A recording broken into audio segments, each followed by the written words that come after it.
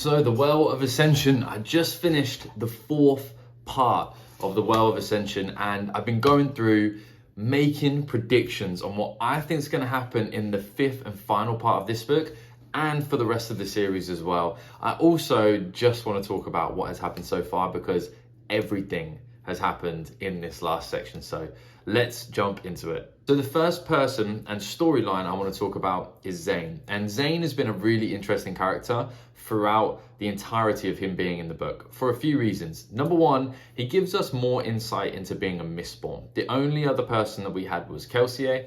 Obviously we have Vin, and then finally him as well, or so we thought.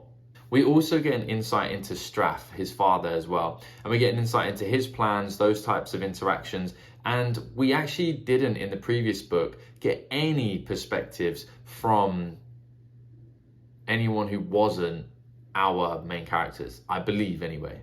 Plus, the main reason he's the most fun is because he is our first truly grey character, in my opinion. Somebody that we don't really know where they fit in the storyline. We have a lot of grey characters with regards to their means justifying their ends because the main topics are revolution, succession, siege, war, and it's fantasy. So there's an overarching fantastical element to it, which always raises moral questions. But this is our first character where we don't even really know what side they're on, which has always been great fun. And because he's a great character, and because of his powers, and because of his madness, he's kept everybody on high alert. Nobody is quite comfortable hanging out with Zane, even if they think they have the upper hand on him. Vin doesn't feel comfortable because obviously he's the son of Straff. Straff doesn't feel comfortable because, well, Zane is insane. And Zane doesn't feel comfortable even with himself because he's insane. And we see a fantastic battle between Zane and Vin go down. And we also get a reveal with regards to Zane's ability to execute and plan a masterful heist, almost like a heist. He did so much and planted so much information, acted so well to try and push Vin to leave with him. It was beautiful. And he basically played both sides during that period as well. Straff didn't even know what was going on. So although he has this madness, we know that he has actually some extreme intelligence and planning and execution abilities as well. But the biggest reveal for me was the fact that he actually has an Inquisitor spike through his back. Now, I would guess he only has one. And that's because he doesn't have any going through his eyes, obviously. But that really turned the story and my perspective of Zane completely on its head.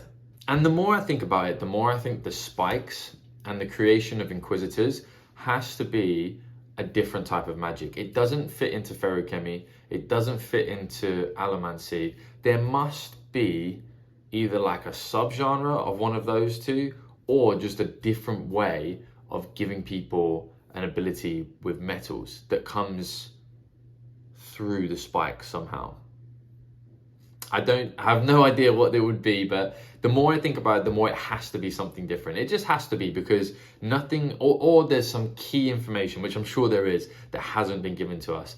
And this is obviously Brandon Sanderson, and there's a whole Cosmere, and also the end of this book and another entire book of just this trilogy as well. So there's probably loads of information I don't have. In fact, definitely. But everything I have doesn't add up to the spike being feruchemy or allomancy. So I'm guessing there's another type of magic. But who put the spike into him? Because I highly doubt the Lord Ruler would do that.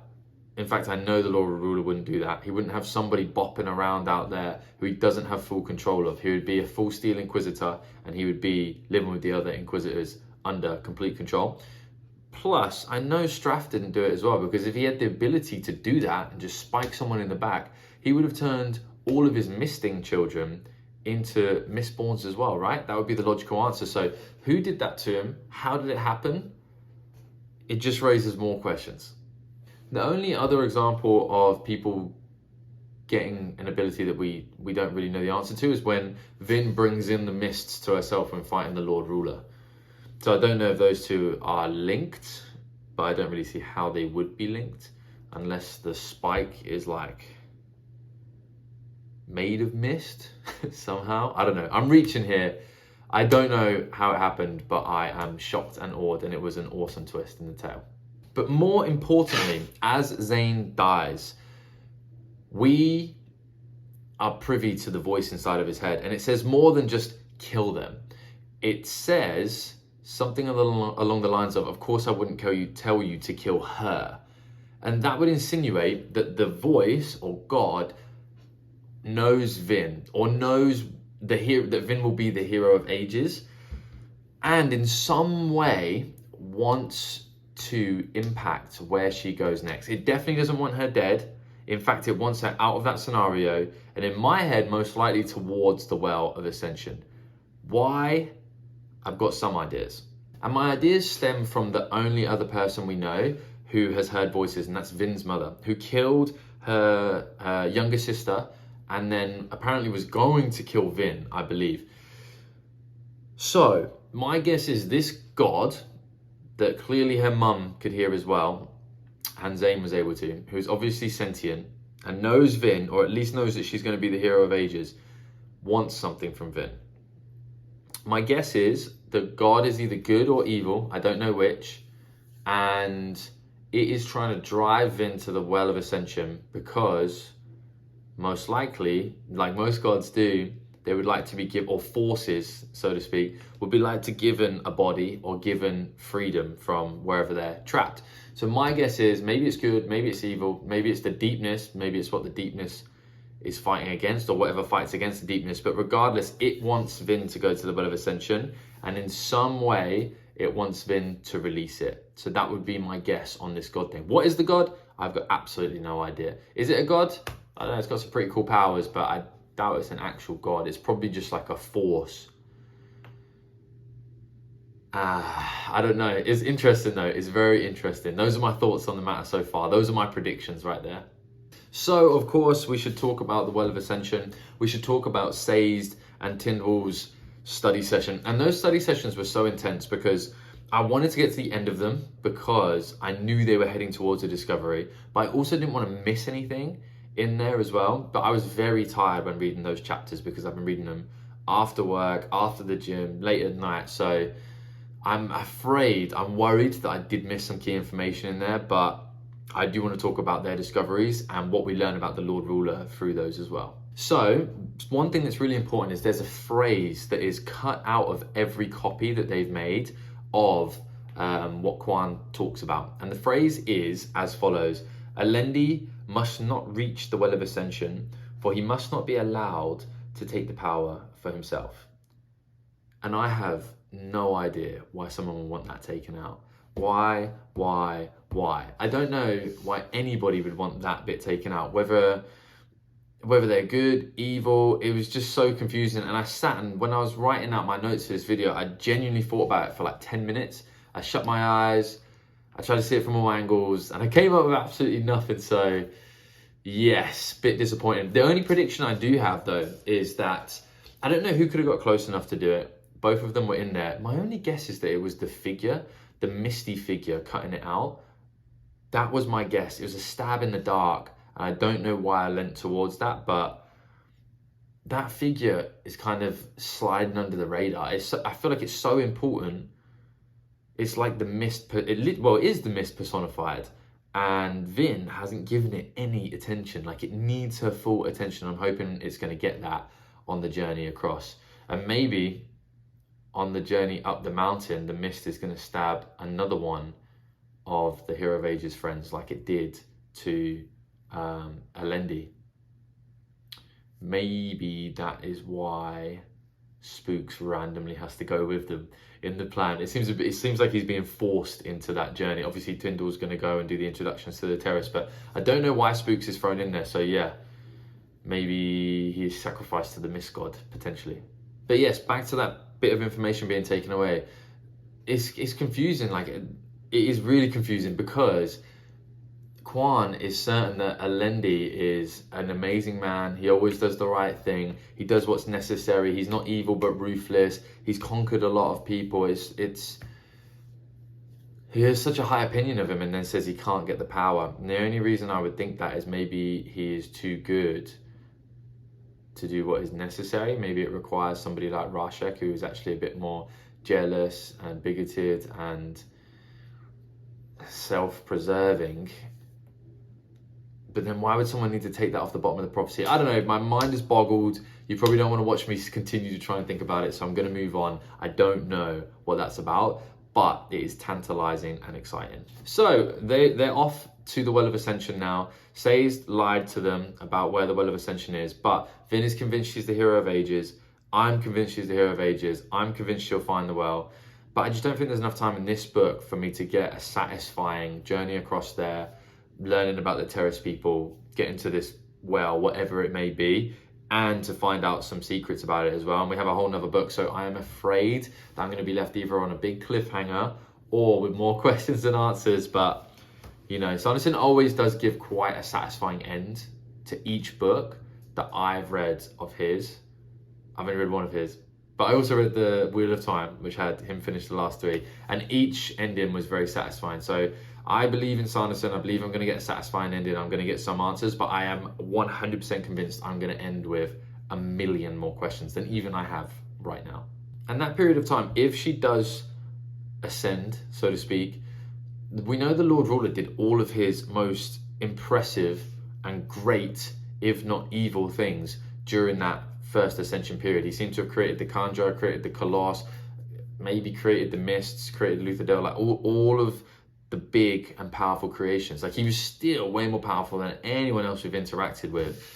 But that ascension period was wild. So maybe, and he was still a feruchemist and an allomancer. He had both, but he wasn't an allomancer because he was a Terris man, right? So maybe you get access to, well, almost definitely it seems you get access to whichever power you don't have, maybe. Or maybe he just got allomancy because he was. I don't know, it's difficult to tell, but I'm really excited for her to get there and to just find out the answers. I feel like it's such a complex web that I'm not going to be able to guess it, but I am guessing that it's going to be complex and exciting. But anyway, on to something that I can talk about. So the Kandra. Orisa was the imposter Kandra. That was awesome. I at no point suspected that that was going to be the answer. I only suspected, like everybody who's ever read a fantasy book, or any book to be fair, that he would break his contract and help Vin in any way possible. Something outside of his contract, something un-Kandra-like, because of how much they were building a relationship and how much they talked about it. Anyone who's got a brain could have predicted that. And that did happen, but it happened in such a satisfying way, in a way that I didn't expect, because it wasn't the Kandra that we thought it was, which was awesome. I'm a massive fan of that, and I'm so glad that I had no idea, because it really was a surprise. And honestly, it could have been anyone and it would have been a surprise, because I didn't have any solid guesses the whole time. But the big reveal is that the Kandra can be controlled by soothing, and powerful soothing. And we know the Colossus and the Kandra have some kind of connection, but he didn't go into enough detail on it for me to fully get it. But maybe that would suggest that outside of just paying them wooden gold coins, someone can control the Colossus with powerful soothing as well. I would guess that's probable. And the reason I would guess that's probable is because the Colossus aren't that smart. They take things very literally. So if you can just impact slightly what they're thinking, surely that pushes them in the right direction anyway. Something I would love to know is how one Kandra killed the other, because we still didn't really figure out how they could be killed. All we know is that their bodies can't really die, and they can now be controlled by super powerful spikes of either rioting or soothing. So I have no idea how a Kandra can be killed, but I would guess it's something along the lines of depriving it of a body. Like, how does it even, if their body dies, does that body then have to ingest the next thing? Like, what does a physical Kandra actually look like? Maybe if you deprive it from a body for long enough, then it dies. But that doesn't seem practical, because one Kandra killed another, and they can't have just waited and waited and waited. That seems ridiculous. Interesting. So any extras? Yes, loads. Well, 2 at least.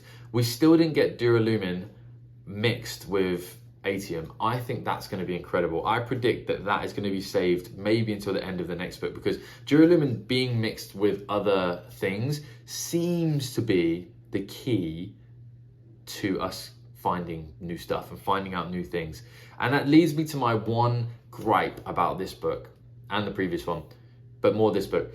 It's frustrating to me that Vin is doing so many discoveries when all of these powers have been around for so long. And I know the Lord Ruler actively discouraged scientific experiments and actively discouraged people talking about being allomancers, like the Mistborns all hid, you know, or they were like undercover. They didn't really talk to each other about their powers. It was probably extremely rare, if it ever happened, that two Mistborns actually got together and used their powers together and learned from one another. So I know he discouraged progress, but it is a little bit frustrating to me, I would say, that Vin is finding out all of these things herself. And some of them aren't even that difficult. Like, she's just discovering how to use the power that she has a little bit extra. And I know she's probably going to be the hero of ages, but it still seems slightly cheap to me. But don't get me wrong, that hasn't cheapened the book.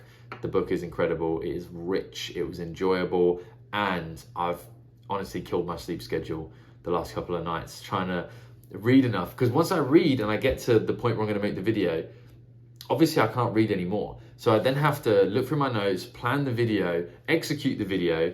And then with this book, what I actually did was I would then, because I was so excited to read it again, I didn't have time to edit the video straight away. It was already late. So because I'd made the video, I could go back and read more, right? Because I know I've got my thoughts out, so it's not going to impact my predictions or what I was talking about going forwards. But that was interesting, because then I'm now editing the video after I've actually read a little bit further in the book and seeing how far away my predictions were, which was kind of fun and exciting. I don't know if you're interested in that, but I thought it was cool either way. So if you've enjoyed this video, please like and subscribe. I also have done this for a ton of other books as well, so have a look at my channel. We'd love to have you along for the Wheel of Time and for the First Law, etc. And now I am going to go and jump into the final section of this book. I will see you next Sunday, 10 a.m. Central Time, to see the conclusion of it. And I'm so fired up. You don't understand how fired up I am. And I'm sure you were when you read this book as well. So I'll see you there.